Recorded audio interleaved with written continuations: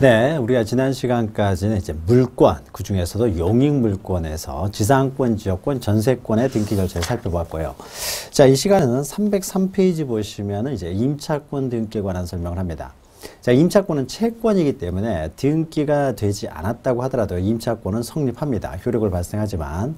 그러나 임차권은 또 채권이기 때문에 임대차 계약 그 당사자들 간에만 임차권을 주장할 수 있죠.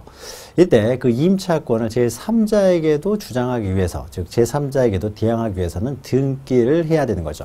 우리 민법에서는 임차권은 채권이지만 등기할 수 있도록 규정해 놓고 있고, 그래서 등기를 하게 되면은 제3자에게도 대항할 수 있다는 거죠. 자, 따라서 이에 따라서 임차권 등기 절차가 부동산 등기법에 나와 있습니다. 자, 303페이지 보시면 임차권 등기에 관한 일반적인 내용으로서 양가로 1번은 임차권에 대한 개념이 나온 거죠. 그래서 당사자 1방, 자, 임대인이 상대방에게 목적물을 수익하게 할 것을 약정하고, 자, 임차인은 이에 대해서 차임을 지급할 것을 약정함으로써 성립하는 계약이 되는 거죠.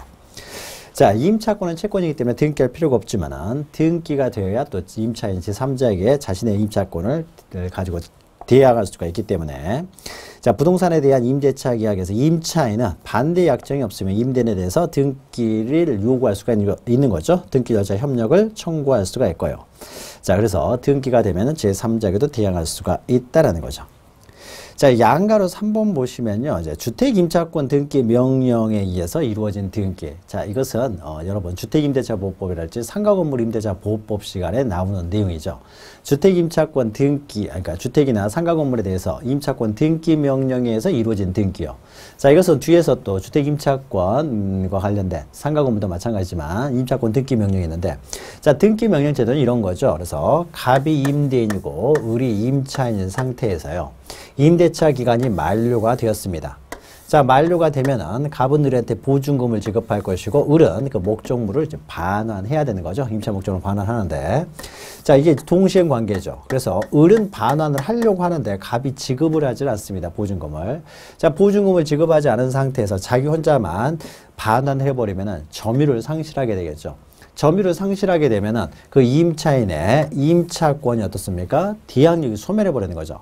주택임차권이랄지 상가건물 임차권이 등기에 의해서 공시되는 것이 아니라 이렇게 점유나 주민등록 또는 사업자 등록에서, 즉 이 사람이 점유에 의해서 만약에 공시를 하고 있었을 때요, 이것은 주택임대차보호법이나 상가건물 임대차보호법에서만 나오는 거죠.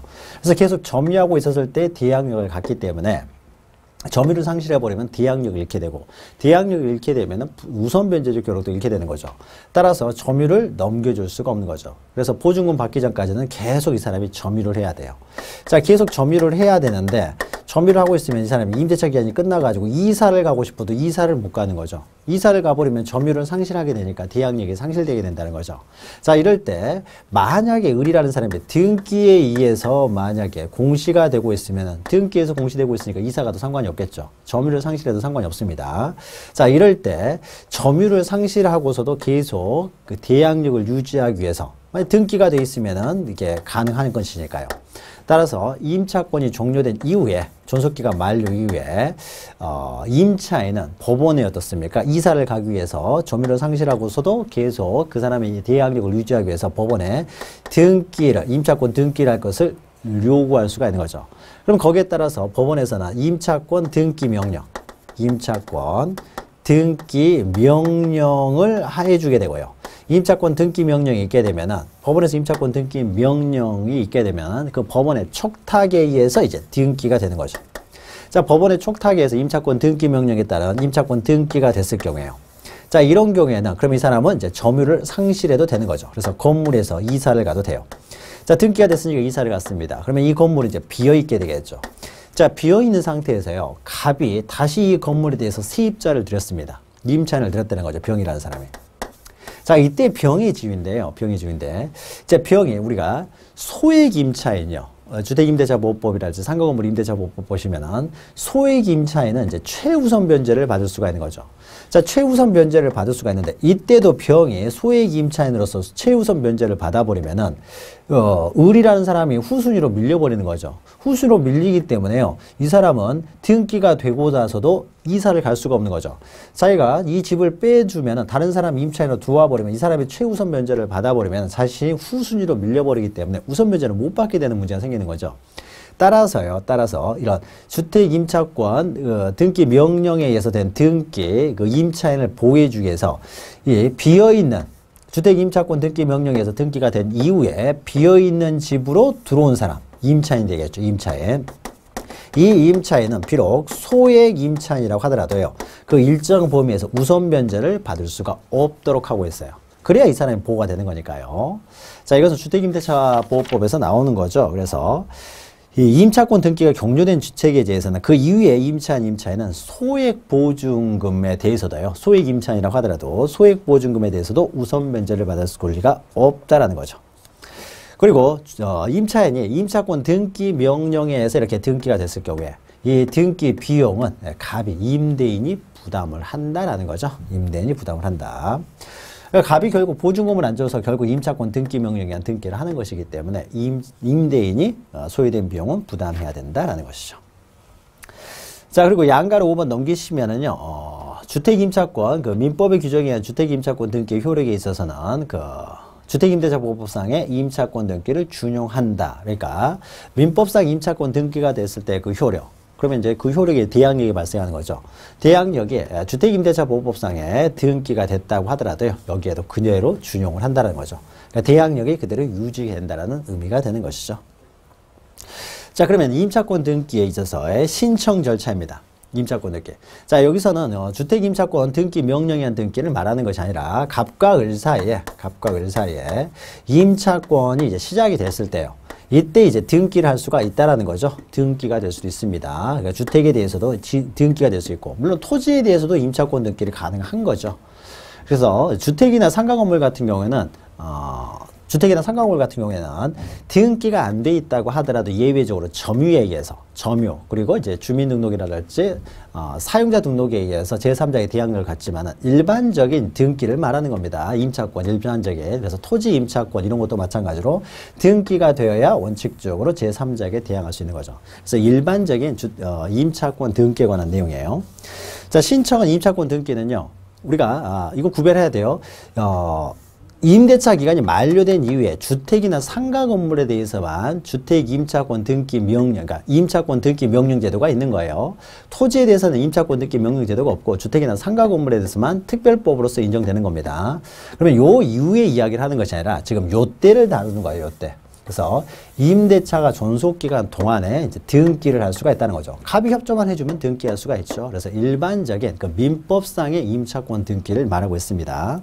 그래서 민법상의 임차권 등기를 한 다음에 나중에 그리고 이제 오른쪽에 보시면 주택이나 상가 건물에 대해서 임차권 등기 명령제는 뒤에서 다루고 민법상의 임차권을 다룹니다. 지금은. 자, 민법상의 임차권 등기할 수가 있고요. 이때 신청 절차에서 신청에는 임대인과 임차인이 공동으로 신청하겠죠. 첫 번째 줄 공동으로 신청합니다. 다만 동그라미 2번에 임차권 등기 명령에 의한 등기는 법원의 촉탁에 의해서 이루어지는 거예요. 이것은 법원의 명령에 의한 등기가 아니라 명령이라는 단어를 사용하지만은 명령에 의한 등기는 이의 신청에 따른 법원의 명령에 의한 등기만 법원의 명령에 의한 등기고 그 이외에는 법원의 명령이라는 말이 들어가면 대부분이 다 법원의 촉탁에 의한 등기라는 거죠. 그래서 법원의 촉탁에 의한 등기입니다. 자, 신청 정보에서 필요적 신청 정보로서요. 차임이 반드시 필요한 거죠. 차임이 요건이 되는 거죠. 임대차에 있어서는. 그런데 두 번째 줄 보시면 채권적 전세요. 채권적 전세라는 것은 전세가 들어가긴 들어갔어요. 전세가 들어갔으니까 월세를 주지 않죠. 차임이 없어요. 자, 그런데 전세가 등기가 안 돼 있습니다. 그러면 이것은 채권적 전세라고 하는 거죠. 이런 거. 전세를 들어갔는데 등기가 안 돼 있는 전세를 채권적 전세라고 하고 이런 채권적 전세에 있어서는 따로 차임이 존재하지 않기 때문에 이때는 이제 보증금을 반드시 기록을 합니다. 그래서 원칙적으로 임대차에 있어서는 보증금은 필요적 정보가 아니에요. 보증금 없는 임대차가 얼마든지 가능합니다. 그래서 차임만 필요적 정보이지만은 채권적 전세 같은 경우는 차임이 따로 존재하지 않기 때문에 이때는 보증금의 필요적 신청 정보라는 거죠. 그리고 단기 임대차, 민법에서 단기 임대차가 있죠. 처분 능력 권한이 없는 자, 처분 능력이나 권한이 없는 자가 임대차를 하는 경우에 이런 경우는 임대차 기간이 좀 단축되죠. 단기 임대차인 경우에는 단기 임대차라는 뜻을 제공을 합니다. 자, 그리고 동그라미 3번. 자, 용의권이기 때문에 일부에 대해서도 가능하다. 자, 일부에 대한 임차권 같은 경우는 그 범위를 특정하여 이제 기재를 해야 되겠죠. 자, 임의적 정보에서요, 임대차의 존속기간이나 뒤에 보시면 이 보증금 뭐 원칙적으로 이 보증금이나 존속기간은 필요적 정보는 아니다라는 거죠. 가장 중요한 것은 차임이 되는 거죠, 차임. 자, 첨부 정보로서요. 동그라미 1번 보시면은 등기원인 증명 정보로서 계약서 들고 가야 될 것이고, 동그라미 2번 일부분에 대한 임대차 같은 경우에는 어디서부터 어디까지인지 그 도면을 들고 가야 되고요. 또 동그라미 3번에 임차권을 이전한다든지 임차물을 전대하는 경우요. 자, 이전이나 전대에 있어서는 임대인의 동의가 있어야 되죠. 따라서 임대인의 동의서 들고 가야 되는 거죠. 자, 이 정도 기억하시면 되고요. 자, 그 정도만 보시면 될 것 같습니다. 자, 그리고 오른쪽에 등기 실행에서요. 등기 실행, 임차권 등기는 을구에 하게 되겠죠. 그래서 독립등기, 그러니까 독립적인 순위번호를 붙여서 임차권 설정 등기를 합니다. 다만 임차권이요, 지상권을 목적으로 임차권 설정 등기. 그러니까 이 임대인이요, 임대인 소유자가 아니라 지상권자가 임대를 해줬다랄지, 전세권자가 임대를 해줬다랄지. 자, 이렇게 되면은 이 전세권자나 지상권자가 임대를 해줬기 때문에 이 임차권은 전세권이나 지상권 밑에 부기등기 형식으로 한다는 거죠. 소유자가 하는 것이 아니기 때문에 전세권자나 지상권자가 해주는 임대차이기 때문에 전세권, 지상권 밑에 부기등기 형식으로 한다라는 겁니다. 자, 그 정도 보시면 되고요. 그 다음에 4번 보시면 임차권의 이전 및 임차물 전대. 자, 임차권을 이전할 수도 있죠. 그 다음에 임차물을 전대할 수도 있습니다. 자, 그러면은 을이 병에게 임차권을 이전한다든지 전대를 할 때, 자, 이때는 임대인의 동의가 필요한 거죠. 그래서 동의서 가져와야 되고, 자, 이 이외에요. 자, 보죠. 양가를 1번 보시면은, 자, 임차권의 이전 등기니까 그 임차권 밑에 부기등기 형식으로 해야 되겠죠. 소유권 위에 원래 이전 등기는 부기등기 형식으로 하는 거죠. 또 임차물을 전대하는 것도 이 임차인이 전대하는 거기 때문에 임차권 밑에 부기등기 형식으로 전대를 합니다. 임차인이 다시 임대를 하는 것이잖아요. 그렇죠? 우리가 지상권자나 전세권자가 임대하는 경우에는 지상권자, 전세권자, 지상권, 전세권 등기 밑에 부기등기 형식으로 임차권 등기를 하듯이 임차권자가 다시 임대를 하는 경우에, 전대를 하는 경우에도 임차권 밑에 부기등기 형식으로 한다라는 거죠. 그리고 양가로 2번 보시면요. 자, 임차권 등기 명령에 의한 등기가 이루어졌을 때요. 자, 임차권 등기 명령에 의한 등기라는 것은 임차권이 종료된 이후에 주택이랄지 상가 건물 같은 경우는 임차권 등기 명령에 의해서 등기가 될 수도 있죠. 자, 이것은 촉탁에 의한 등기라는 거죠. 촉탁에 의한 등기. 이런 촉탁에 의한 등기는요, 임대차 기간이 만료된 이후에 이루어지는 거죠. 임차권 등기 명령에 의한 등기라는 것은 임대차 기간이 만료된 이후에 이루어지는 것이기 때문에 임차권은 이미 소멸을 한 거죠. 임차권을 소멸했고 보증금에 대해서 우선 변제를 받기 위해서 지금 등기를 해놓는 것이죠. 자, 그러니까 임차권이 만료된 이후에, 임차권을 소멸한 이후에 하는 등기이기 때문에요. 임차권 등기 명령에 의한 등기를 기초로 해서 임차권을 이전할 수가 없다는 거죠. 임차권이 이미 소멸했기 때문에 이전할 수가 없습니다. 이전할 수도 없고 임차권이 종료가 됐기 때문에 전대도 못하는 거죠. 자, 그래서 존속기간이 만료된 경우나 임차권 등기 명령에 따른 임차권 등기가 됐을 때요. 자, 임차권 등기 명령. 이런 경우에는 존속기간 만료된 이후에 이루어진 것이기 때문에 임차권이 이미 소멸했다는 거죠. 소멸한 임차권을 기초로 해서 이전이라든지 전대는 존재할 수 없기 때문에 이 등기를 기초로 해서 임차권의 이전 등기나 임차물 전대 등기는 할 수가 없다라는 거죠. 없다. 자, 요거 기억하시면 되고요. 그 다음에 5번 보시면 임차권 등기명령 제도가 나오는데, 임차권 등기명령 제도는 여러분 그 민사특별법에서 다루는 거죠. 주택임대차보호법, 상가건물 임대차보호법 시간에 나오는 거죠. 그래서 앞에서 다루었죠. 앞에서 우리가 했었던 거죠. 그래서 존속기간이 만료되는데 을이라는 사람이 점유와 주민등록이나 사업자 등록에서 공시를 하고 있는데 임대차 기간이 만료되는데 보증금을 못 받았을 때 이때 임차권 등기명령에는 등기를 할 수가 있다는 거죠. 만료된 이후에죠. 자, 임차권 등기 명령에 의한 등기와 관련돼서는 요거만 기억하시죠. 그 개념은 여러분 민법에서 공부하셨기 때문에 307페이지 보시면 등기의 실행해서요. 동그라미 1번에 임차권 등기 명령에 의한 등기가 됐을 때 여기에 기록되는 내용이 어떤 내용이 있는지를 보죠. 자, 의뢰 임차권의 대항 요건과 우선 변제권을 위해서 임차권 등기 명령이 되는 것이니까 그 대항력과 우선 변제와 관련되는 내용이 임차권 등기 명령에 한 등기에는 기록이 돼야 되겠죠. 자, 그래서 동그라미 1번 보시면 주택 임차권 등기에 있어서 기록해야 되는 것이 임대차 계약을 체결한 날이죠. 그러니까 임차권 등기 명령에 한 등기가 되면은 그 등기가 됐을 때부터 대항력과 우선 변제를 갖는 것이 아니라 어떻습니까? 이 사람이 임대차 계약을 체결하고요. 만약 이 사람이 계약을 체결하고 근데 등기가 되는 것이 아니라 뭐가 됩니까? 점유를 하고 주민등록이 돼 있다는 거죠. 자, 그러면 어떻습니까? 주민등록 그 다음 날부터 대항력을 갖는 것이죠. 그러니까 이 등기 대신에 원래 등기가 돼야 되는데 이거 대신에 요게 지금 들어와 있는 거죠. 그래서 주민등록을 하게 되면 그 다음 날부터 대항력을 갖는다. 자, 그러면은 임차권 등기 명령에 의한 등기를 하는 경우에도 일반적인 임대차 계약에서의 등기 사항들이 기록이 돼야 되는데 먼저 등기 원인일자 기록을 해야 되겠죠. 그래서 등기 원인과 원인일자를 기록하겠죠. 그래서 임대차 계약을 체결한 날을 적을 것이고요. 그다음에 만약에 등기가 되면은 뭐가 들어가야 됩니까? 보증금에 대해서 우선 변제를 받기 위해서 지금 등기를 하는 것이니까 보증금 기록을 해야 되겠죠. 그리고 이 보증금에 대해서는 이 사람이 우선 변제는 어떻습니까? 주민등록을 받은 다음 날부터 주민등록을 한 다음 날부터 확정일자가 있고 주민등록을 한 다음 날부터 우선 변제를 받기 때문에요. 주민등록을 마친 날을 기록을 해야 되겠죠. 그 다음에 임대차 계약 증서상의 확정일자가 있어야 우선 변제를 받을 수 있기 때문에 확정일자도 기록을 해야 되겠죠. 그리고 또 하나 빠졌네요. 임대주택을 점유하기 시작한 날.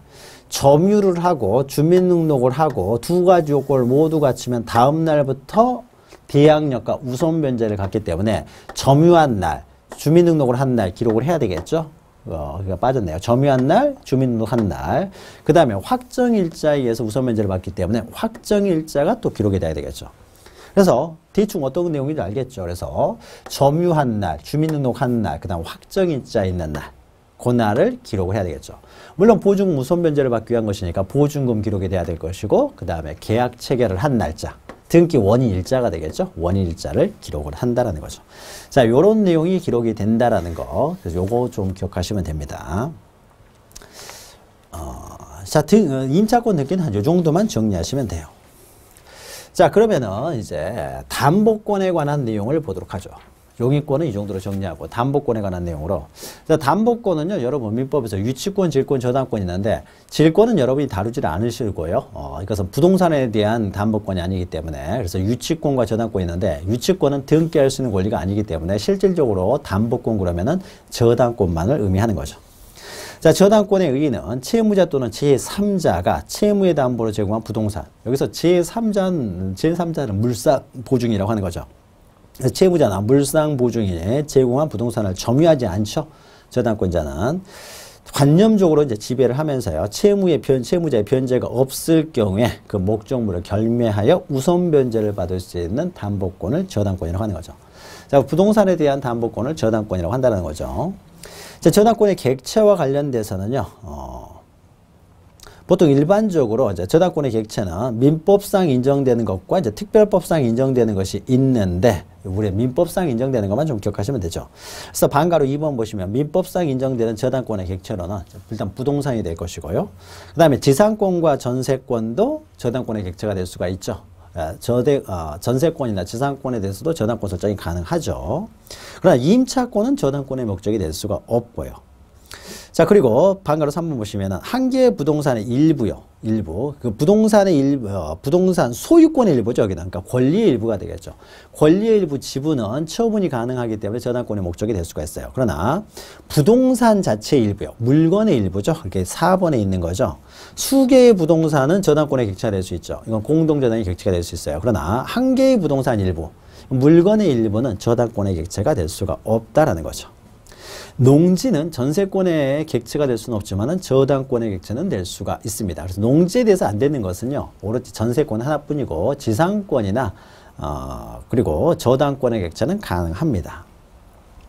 네, 저당권에 관한 일반적인 내용이고요. 자, 저당권 설정 등기. 저당권 설정 등기는 채무자나 채무자, 소유자여야 되겠죠. 소유자. 처분행위이기 때문에 처분권이 있어야 돼요. 그래서 채무자나 또는 물상보증인이 이제 저당권자에 대해서 저당권자와 저당권 설정 계약을 통해서 저당권 등기가 되는 거죠.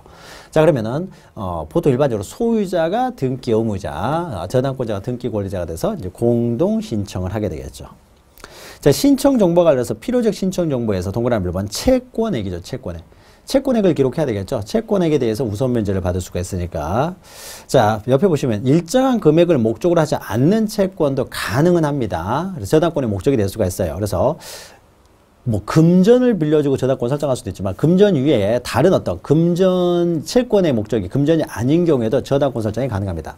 다만 저당권 등기를 할 때는 이것을 금전으로 환가한 금액을 평가한 금액을 이제 기록을 합니다. 그러나 여기서 중요한 것은 금전을 목적으로 하지 않는 것도 저당권의 목적은 가능하다는 것이고요. 그리고 채무자를 기록을 해야 되겠죠. 채무자.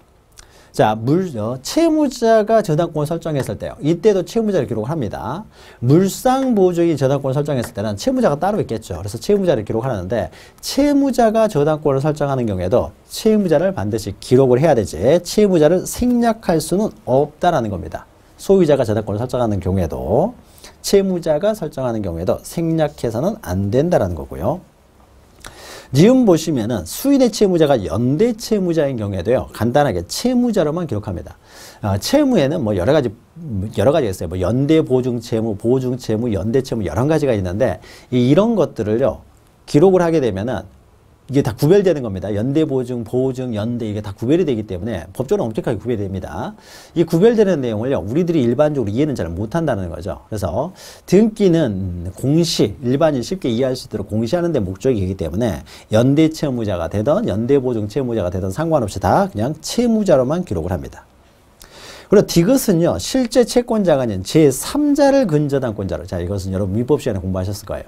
원래 저당권은 그 부종성에 따라서요, 채권자만이 저당권자가 되지만은, 채권자만이 저당권자가 됐지만, 채권자하고 채무자하고 채권자, 채무자, 제3자 사이에 합의가 있었을 경우에는 채권자가 아닌 제3자를 저당권자로 등기할 수도 있다는 거죠. 3자 합의가 있으면. 원래 부종성 때문에 채권자만이 저당권자가 되지만은 채권자, 채무자, 그다음 제3자 사이에 합의가 있을 경우에는 합의가 있으면은 이 제3자 명의로 채권자가 아닌 제3자 명의로 이루어진 저당권 등기도 무효는 아니다라고 보는 거죠. 3자 합의예요. 3자 합의. 그래서 여기는 빠졌는데 3자 합의. 채권자, 채무자, 제3자의 합의가 있을 걸 전제를 하는 것이죠. 이럴 경우에는 유효로 봅니다. 자, 그래서 필요적 신청 정보에서는 채권자를 적고 채무자를 적고요. 그 다음에 동그라미 3번에 있어서 권리의 표시 있는데 가장 중요한 것은 채무자 적고 그 다음에 채권액 적는 것인데 권리의 표시라고 하는 것은요.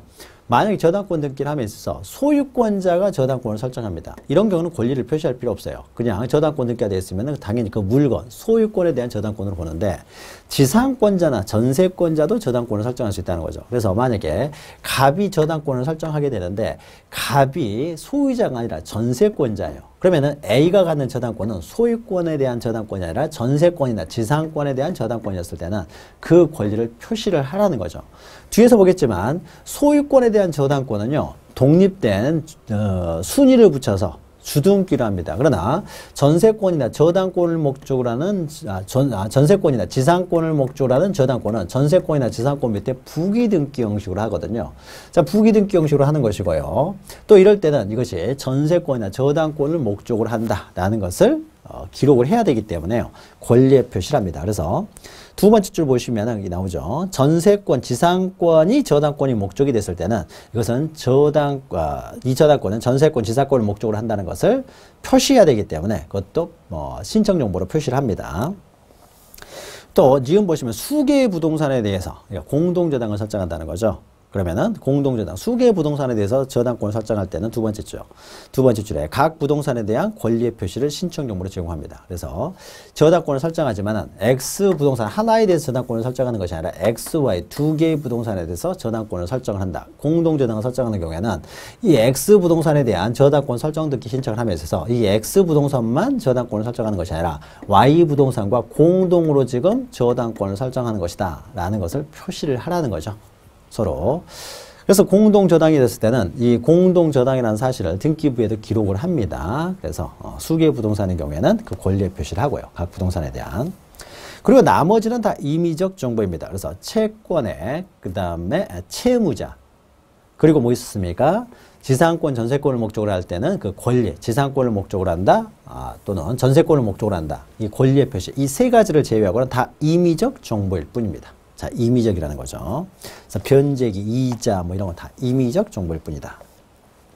자, 신청 정보에 필요적 신청 정보를 기록을 하고요. 그 다음에 신청 정보에 기록된 내용들을 증명하는 서면들을 첨부 서면으로 가져가야 되는 거죠. 그래서 등기원이 증명 정보로서 저당권 설정 계약서를 가져가야 될 것이고요. 소유자가 저당권을 설정하는 경우에는 그 소유자의 인감증명서도 첨부돼야 되는 거죠. 소유권의 등기 명인이 등기 의무자인 경우에는 그 등기 의무자의 인감증명이 필요한 거죠. 그래서 인감증명이 필요하다라는 것이죠. 자, 이 정도 기억하시면 되고요. 그 다음에 등기의 실현과 관련돼서는 자, 동그라미 2번 보시면 원칙적으로 독립등기, 즉 주등기로 합니다. 그러나 지상권이나 전세권을 목적으로 하는 저당권 등기는 지상권이나 전세권 밑에 부기등기로 해야 된다는 거죠. 그리고 공동담보, 하나의 부동산만 저당권 설정하는 것이 아니라 두 개 이상의 부동산을 공동저당을 신청하는 경우에는 그 공동저당 관계라는 것도 기록을 해야 됩니다. 어떤 부동산과 공동저당 관계가 있다는 것을 공동담보라는 뜻을 기록을 하고요. 다만 공동담보의 목적물이 5개 이상인 경우에요. 그러니까 두 개인 경우에는요, 그냥 X부동산 등기부에 이 X부동산은 Y부동산과 공동으로 지금 담보되고 있다. 또 Y부동산 등기부에는 Y부동산의 저당권이 설정되어 있지만 이것은 X부동산과 공동으로 저당 관계에 있다. 이런 것들을 표시를 해준다는 거죠. 그런데 이것이 공동 저당 관계가 5개 이상이 돼버리면 이걸 다 표시하기 쉽지가 않죠. 너무 부피가 커지기 때문에요. 자, 이런 경우에는 5개 이상의 경우에는 따로 빼서 장부를 작성을 합니다. 그래서 공동 담보되고 있는 그 목록을 따로 기록하기 위한 장부를 만들어서 그곳에다 기록을 합니다. 이것이 공동 담보 목록이라고 해요. 그래서 공동 담보로 제공되는 부동산이 5개 이상, 이것도 기억하시고요. 5개 이상인 경우에는 등기관이 공동 담보 목록을 작성을 합니다. 공동 담보 목록을 등기관이 작성을 하는 거예요. 그래서 우리는 뭐 7개, 8개 이런 것들을요, 그냥 공동 저당 관계입니다 라고 신청을 하게 되면 이것이 5개 이상이면은 등기관이 따로 공동 담보 목록을 작성을 하게 되고, 이 원래 공동 담보 목록은 어떻습니까? 공동 담보는 원래 등기부 안에 기록이 돼야 될 내용인데 따로 지금 그 5개 이상이기 때문에 따로 장부를 만드는 거죠. 이 장부는 원래 등기부 안에 들어가야 될 내용인데 따로 작성한 것이기 때문에 이것을 등기 기록의 일부로 봅니다. 그러니까 이게 전체 합쳐져 가지고 등기 기록을 이룬다라는 거죠. 자, 공동담보 목록도 등기 기록의 일부이기 때문에요. 등기부를 이용부의 보존하듯이 공동담보 목록도 이용부의 보존을 해야 됩니다. 자, 그리고 이제 저당권이 설정됐으면 저당권 이전할 수도 있죠. 그래서 저당권을 이전할 수 있습니다. 자, 저당권 이전과 관련돼서는 그 위에 동그라미 2번 보시면 저당권은 부종성, 수반성이 있는 것이죠. 그래서 담보된 채권과 분리하여 양도하거나 다른 채권에 담보를 하지 못하는 거죠. 자, 저당권이 갑에게서 이제 을에게 저당권이 설정되는데 을이 그 저당권을 병에게 이전합니다. 자, 그러면 을의 소유권 유예 권리가 이전되기 때문에 이것은 부기등기 형식으로 하게 되겠죠. 을에게서 병으로 부기등기 형식으로 하게 되는 것이고요. 자, 그러면 저당권 이전될 때는 을이 등기 의무자, 병이 등기 권리자가 돼서 공동신청을 하게 되겠죠. 자, 그래서 신청 절차는 공동신청일 것이고요. 자, 이때 뭐 갑이 등장하지는 않습니다. 저당권 이전하기 때문에. 자, 신청정보, 첨부정보에서 기억 보시면요. 수반성 때문에요. 저당권 이전 등기라고 해서는 채권도 함께 반드시 이전이 돼야 되는 거죠. 그래서 저당권 이전이 채권과 같이 이전된다는 뜻을 신청정보의 내용으로 반드시 제공을 해야 됩니다. 채권과 저당권이 함께 이전돼야 되기 때문이죠. 자, 니은 보시면 채권의 일부를 양도하는 거예요. 일부 양도 가능합니다. 일부를. 그러니까 원래 이 사람이 10억 원에 대한 채권을 가지고 있었어요. 그리고 X 부동산에 대해서는 저당권을 가지고 있었습니다. 자, 그런데 을이병에게요 4억의 채권을 이전합니다. 4억을 이전합니다. 자, 그럼 4억이 이전되면요 저당권도 10분의 4만큼 이전을 해줘야 되겠죠. 그래서 6억 원을 이제 을이 갖는 것이 될 것이고, 저당권도 이제 전체에 대해서 저당권을 갖는 것이 아니라 10분의 6만 이 사람이 저당권을 갖게 되고, 10분의 4는 당연히 저당권도 이전이 돼야 되겠죠. 병에게. 그래서 일부를 얼마든 이전할 수가 있어요. 저당권은 지분에 대해서 가능합니다. 지분 이전이 얼마든지 가능해요. 우리가 용의권은 지분에 대한 이전이 안 되지만은 저당권은 지분 이전이 가능하죠. 지분이 이전이 될 때는요, 거기에 맞춰서 그 채권액, 일부가 이전되는 일부 채권액도 기록을 하라는 것이죠. 해야 되겠죠.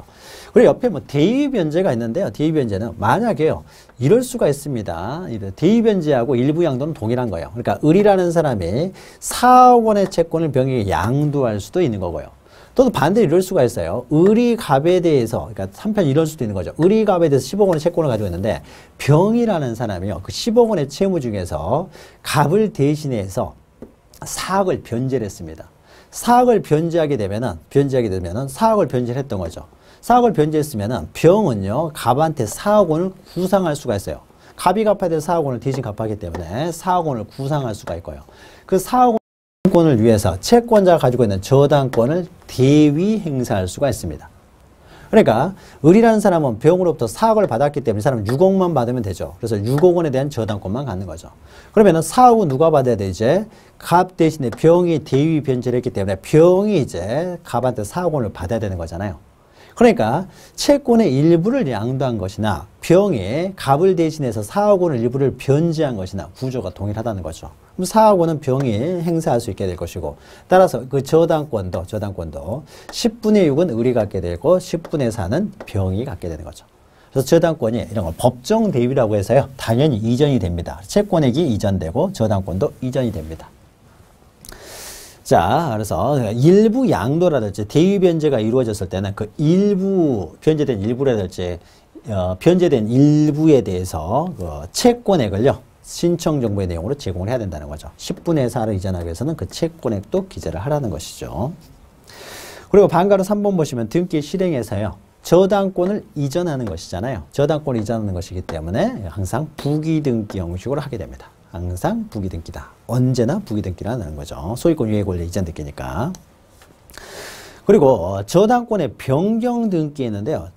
저당권의 변경 등기와 관련돼서는 우리가 뒤에서요, 제 4장에서 권리의 변경 등기에서 따로 합니다. 그래서 지금 할 필요는 없고요. 뒤에서 하기 때문에 지금 넘어가시고. 다만요, 동그라미 2번만 좀 보죠.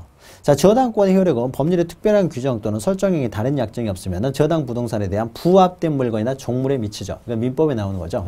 그래서 저당권 설정 전후를 불문하고 부합된 물건이라든지 종물에 미치게 됩니다. 그래서 중축된 건물, 어떤 건물에 대해서 저당권을 가지고 있는데요. 이게 4층 건물이었습니다. 그런데 1층을 중축을 했어요.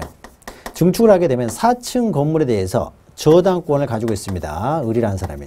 자, 을이 가지고 있는 저당권 어떻습니까? 당연히 여기에까지 미치게 되는 거죠. 부합물이기 때문에 당연히 미치게 되는 거죠. 갑이 소유자면은. 자, 그러니까 이 소유권에 대해서 표시 변경 등기는 해야 돼. 표시를 변경, 4층짜리 5층으로 변경하는 등기를 합니다. 그러나 저당권은 미치는 범위를 원래 4층이었는데 5층까지 이렇게 표시를 할 필요는 없다는 거죠. 표시할 필요 없이 당연히 여기까지 미치기 때문에요. 그래서 저당권이 미치기 때문에 증축된 물건, 그러니까 부합된 물건이라든지 종물에 대해서도 미친다라는 것을 따로 등기에 기록할 필요가 없다는 거죠. 당연히 미치기 때문이죠. 자, 변경등기는 뒤에서 하기 때문에 저당권의 변경등기라는 건 이런 거예요. 그래서 자, 원래는 을이 갑한테 가지고 있는 피담보 채권액이 원래는 5억이었는데 이 5억 원의 피담보 채권액이 7억으로 증액될 수도 있고요. 3억으로 감액될 수도 있는 거죠. 이런 것들 이제 권리에 대한 변경등기가 됩니다. 저당권의 변경등기죠. 을이 저당권자라는 것은 그대로 유지되면서 피담보 채권액만 이렇게 변경이 되기 때문에 이것을 저당권의 변경등기라고 하는데, 이 변경등기와 관련돼서는요, 우리가 나중에 뒤에 4장에서 다루기 때문에 그때 자세히 보도록 하겠습니다. 그리고 양가로 7번에는요, 저당권의 말소 등기가 있는데, 이 말소 등기도 이제 권리의 말소 등기로서요, 뒤에 제4장에서 권리의 말소 등기를 자세히 다룹니다. 그래서 우리가 앞에서 했던 이런 게 있었죠. 앞에서 했던 전세권의 어떤 변경 등기나 전세권 말소 등기. 마찬가지로요, 권리의 변경 등기나 권리의 말소 등기는 우리가 제4장에서 다시 다루기 때문에 그때 보면 됩니다. 지금 할 필요 없고요. 저당권의 말소 등기와 관련해서 요거 한번 보죠. 넘기시면 방가로 4에 등기의 실행이 있는데요. 등기의 실행과 관련돼서 자, 이런 경우죠. 갑이라고 하는 사람이 소유자인데요. 을이라는 사람이 이제 저당권이 설정됐어요. 일 앞으로 저당권이 설정됐습니다. 저당권이 설정되어 있는 상태에서요. 만약에 저당권이 을에게서 병으로 이전이 됐어요. 저당권이 만약 피담보채권에게 5억 이렇게 돼 있고요. 자, 갑이 5억을 모두 변제하게 되면 저당권은 말소가 되겠죠. 저당권 소멸하게 되겠죠. 저당권 소멸했으니까 그래서 말소 등기를 해야 되겠죠. 5억을 모두 변제했을 때는. 그런데 을이요, 병에게 이전을 했습니다. 저당권. 1번 저당권 병에게 이전을 했어요. 자, 그러면 현재 저당권자는 누가 됩니까? 병이 되겠죠. 저당권이 이전된 거니까 부기등기 형식으로 했을 것이고요. 현재 저당권자는 병이기 때문에 저당권 등기는 그대로 살아있지만 을의 그 표시는 이렇게 말소하는 표시를 해요. 더 이상 을이 저당권자가 아니라 병이 저당권자니까 말소하는 표시를 합니다. 자, 이 상태에서요. 자, 그러면은 이 갑에 대한 채권자는 병입니까? 을입니까? 채권, 저당권 이전됐다는 건 채권이 양도됐다는 걸 의미하는 거죠. 따라서 병이 채권자가 되는 거죠. 그러니까 갑이라는 사람이 있대요. 저당권을 말소시키기 위해서 변제는 누구한테 해야 됩니까? 병에게 변제를 해야 되는 거죠. 현재 채권자인 병에게. 자, 병에게 변제를 한 다음에요. 5억을 전부 다 변제를 했기 때문에 저당권 등기를 말소를 합니다. 자, 이때 말소를 할 때요. 자, 병에게 변제했기 때문에 이 부기등기가 말소하게 되면 어떻게 됩니까? 부기등기만 말소하게 되면 주등기 저당권이 아직도 살아있잖아요. 그러니까 병에게 변제를 하지만 뭐 어떤 등기를 말소를 시켜야 돼요? 주등기를 말소를 시켜야 되는 거죠. 주등기. 그래서 저당권이 없어지는 거죠. 그럼 주등기가 없어지게 되면요. 당연히 부기등기도 당연히 소멸하는 거죠. 주등기가 존재하지 않기 때문에 부기등기도 당연히 소멸하게 되겠죠. 그래서 갑과 병의 공동으로 어떤 등기를 말소하냐면요.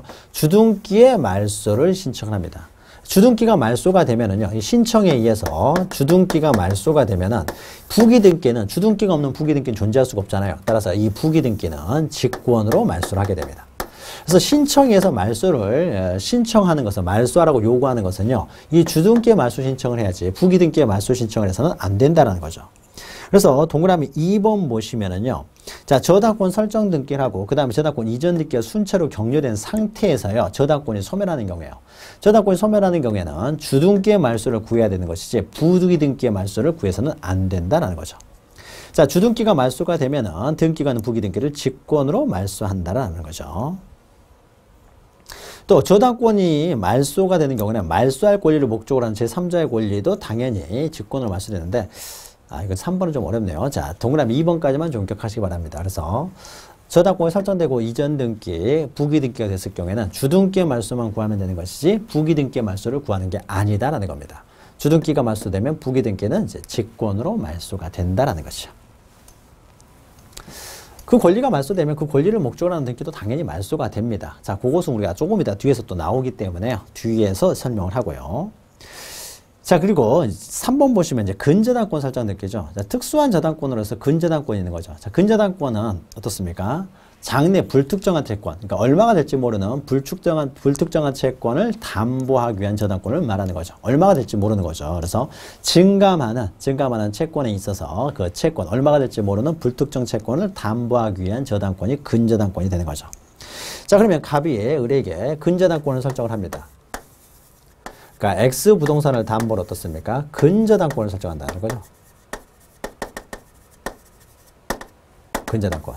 그러니까 얼마가 될지 몰라요. 갑이 을에게 이 사람 채권자고 이 사람 채무자인데 기간을 정해놓은 거죠. 기간을 정해가지고 1년의 기간을 정해놨으면은 통장 잔고가요. 보통 저당권자는 은행이기 때문에 통장 잔고가 처음에요. 그래서 처음에 얼마가 될지 모릅니다. 얼마가 될지 모르는데 근저당권 설정 등기를 할 때는 어떻습니까? 채권 최고액을 정해놓는 거죠. 그래서 채권 최고액 어디까지 어느 금액까지 이제 마음대로 뺏을 수가 있다는 거죠.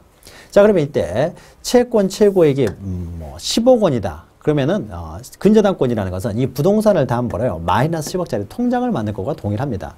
그래서 갑이라고 하는 사람이요 통장 잔고가 플러스일 수도 있어요 처음에는. 그러다 마이너스일 수도 있고 다시 플러스일 수도 있고 다시 마이너스일 수도 있는 거죠. 얼마가 될지를 모른다는 거죠. 그런데 얼마가 될지 모르는데 이제 채권 최고액 범위 내에서요. 그래서 마이너스 10억이다 이가 마이너스 10억이다 그러면은 이 마이너스 10억 범위 내에서 얼마가 될지 모르는 채권액에 대해서 우선 변제를 받을 수 있는 권리. 경매에서 우선 변제를 받을 수 있는 권리가 근저당권이 되는 거죠.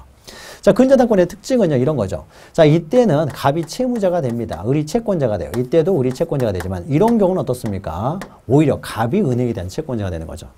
그래서 원래 저당권이라는 것은 채권의 존재를 그 전제로 하는 거죠. 부정성 때문에. 그러나 근저당권에 있어서는 을이 갑에 대한 채권을 가지고 있지 않다라고 하더라도 을이 지금 근저당권자예요. 채권이 없는 경우죠. 채권이 없다라고 하더라도 근저당권은 소멸하지 않는다라는 거죠. 그래서 장래 기간을 정해가지고 이제 얼마가 될지 모르는 증감하는 채권을 담보하는 것이 바로 근저당권이 되는 거죠. 쉽게 말하면 부동산을 담보로 마이너스 통장을 만들었다는 거죠. 이 마이너스 한도액이 바로 채권 최고액이 되는 것이죠.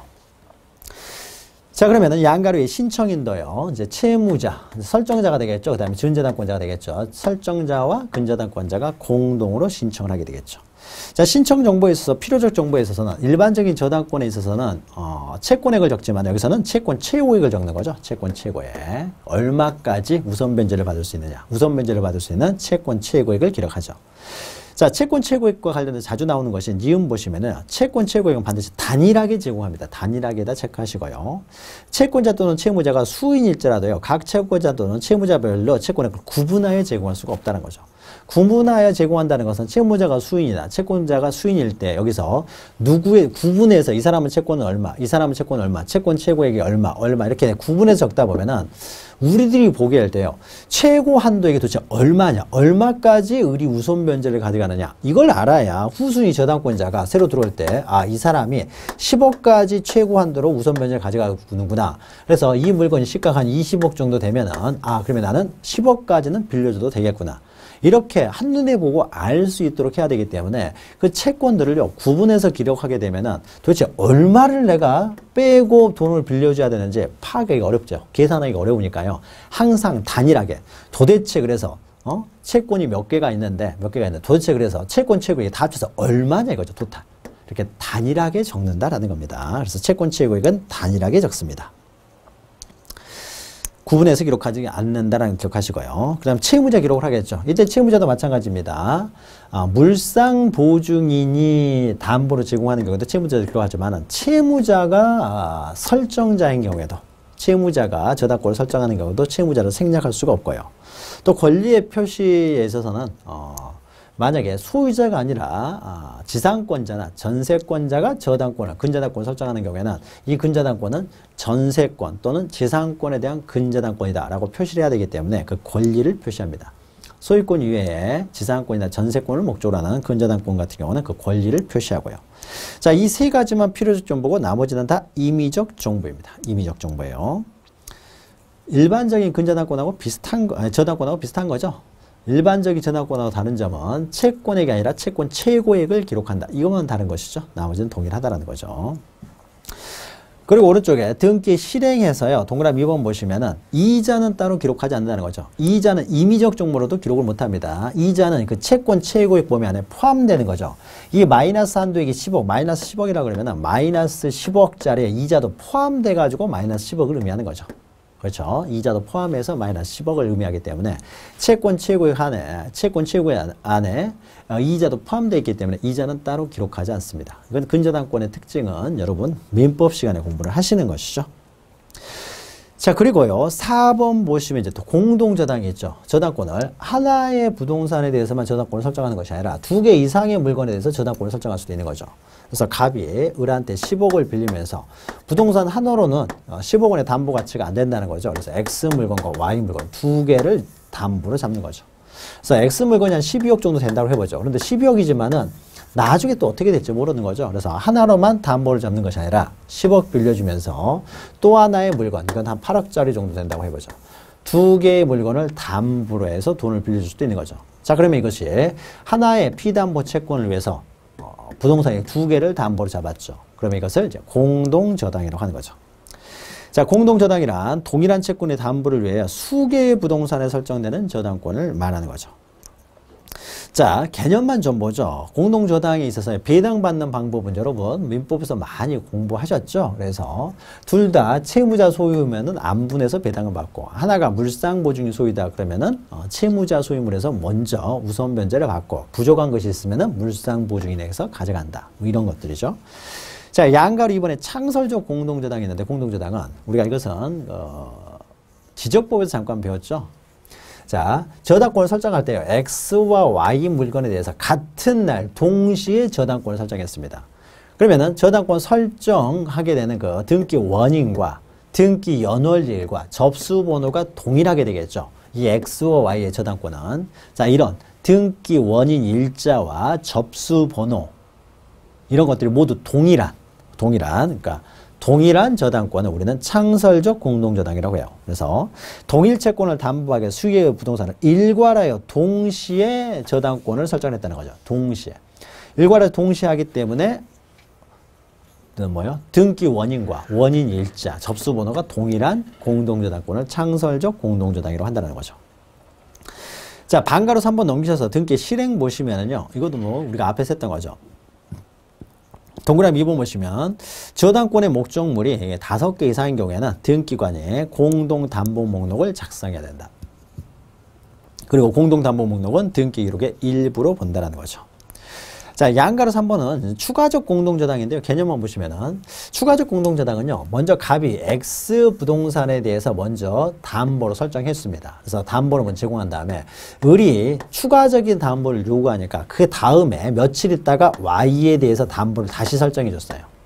자, 그러면은 X 물건의 저당권과 Y 물건의 저당권은 등기 원인일자가 다르겠죠. 접수번호는 다르겠죠. 이런 저당권, 이런 공동저당을 우리는 추가적 공동저당이라고 합니다.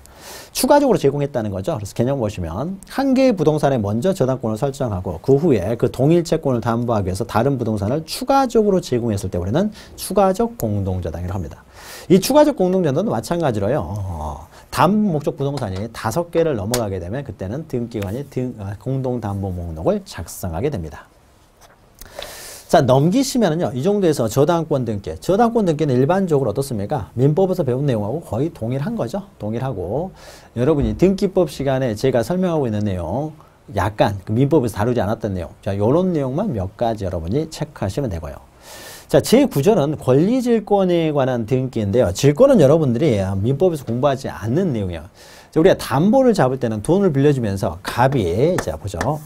이제 을이 갑한테 돈을요, 한 3억을 빌려줍니다. 3억 원의 채권이죠. 3억 원을 빌려줘요. 채권을 가지고 있어요.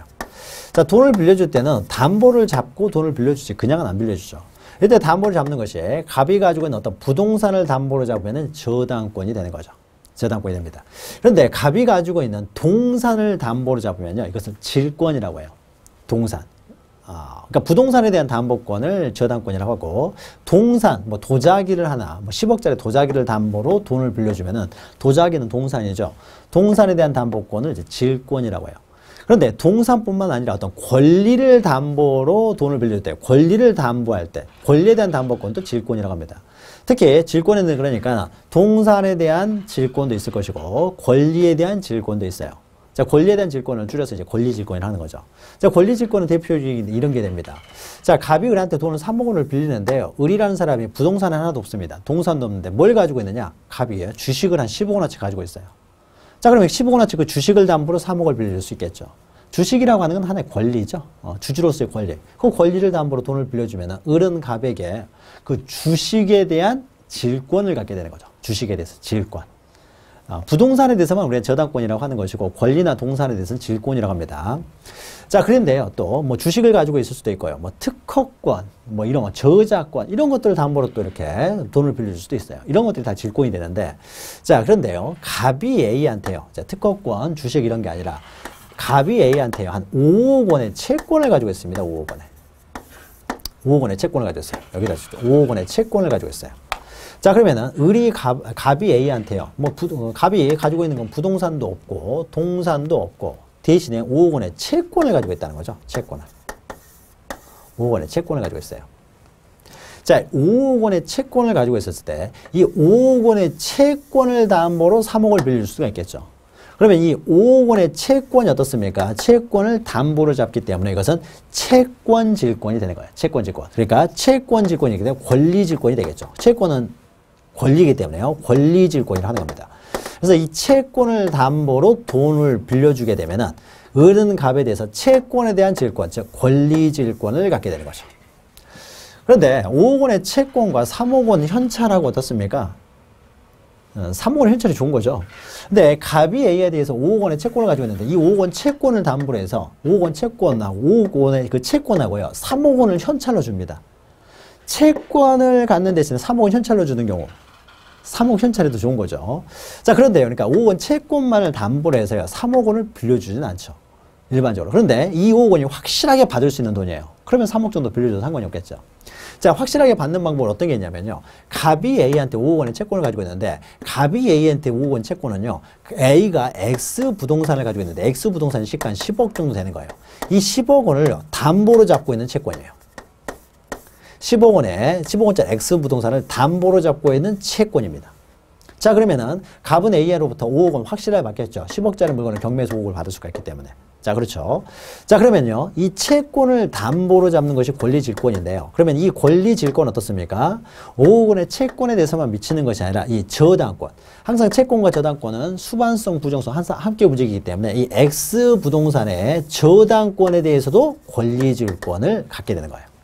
두 가지가 함께 세트로 움직인다는 거죠.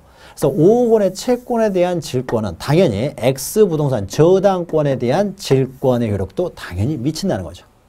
미쳐야 되겠죠. 그러니까 쉽게 말하면 이렇게 되겠죠. 저당권에 의해서 담보되고 있는 채권, 이런 걸 저당권부 채권이라고 하는 거죠. 자, 저당권부 채권을 담보로 돈을 빌려줘요. 3억 원을.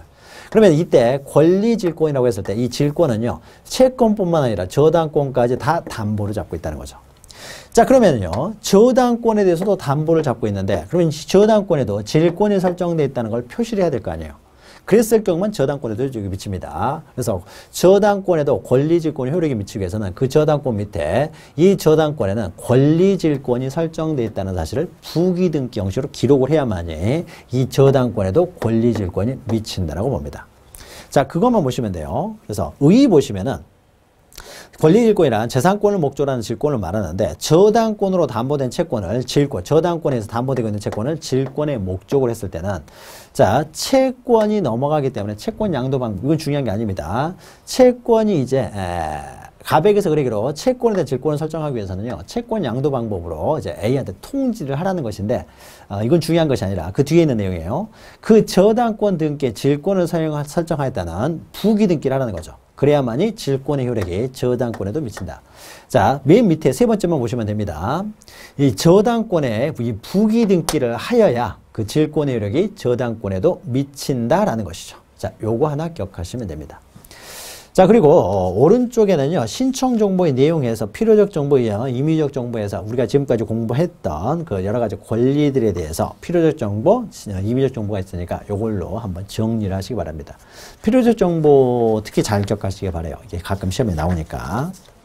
자, 이렇게 하면은요, 제 3장에서 권리에 관한 여러 가지 등기 절차를 모두 마치고요. 이제 잠시 쉬었다가 제 4장으로 들어가도록 하겠습니다. 잠시 뵙겠습니다.